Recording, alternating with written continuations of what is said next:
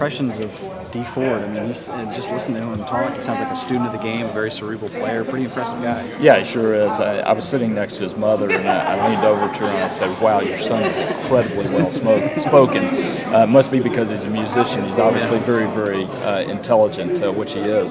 I think the other thing that stands out about him is what a passion he has for the game and how excited he is to be a Chief.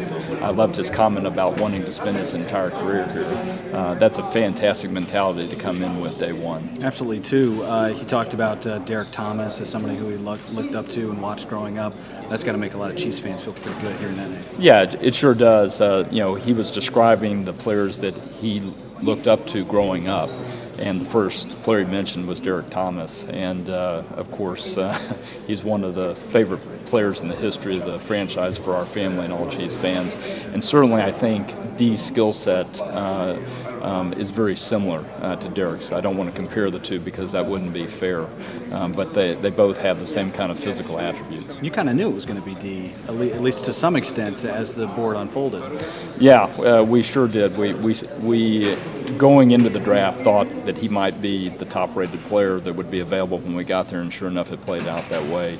And we were able to get him, and I can tell you that our coaching staff, the scouts, they were all extremely excited. How would you assess the job that Andy Reid and John Dorsey have done so far, these first two drafts?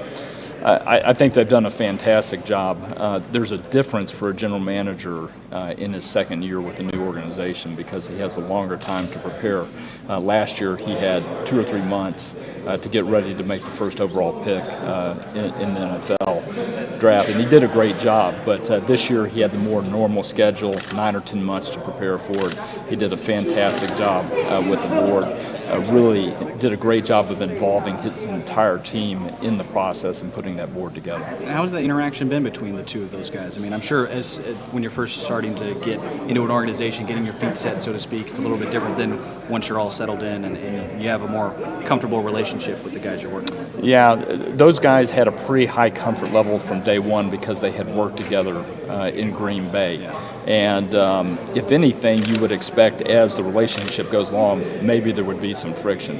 But I've not seen friction. If anything, the guys have gotten closer. I mean, they work so well together.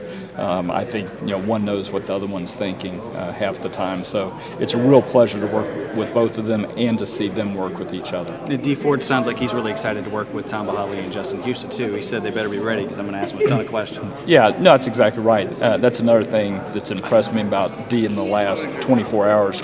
Listening to him talk about the opportunity to come into the Kansas City Chiefs is that he knows he has a lot to learn. He knows we have some great players at the outside linebacker position, and he looks forward to learning from them. You think he's going to be a player, a guy who makes plays right away? I sure would think so because he has that kind of skill set, and I think at that position, which is one where your physical attributes really can help you beat the tackle and get to the quarterback, I think he'll be able to make an impact day one. All right, thanks, Clark. You mentioned that he was the highest rated guy.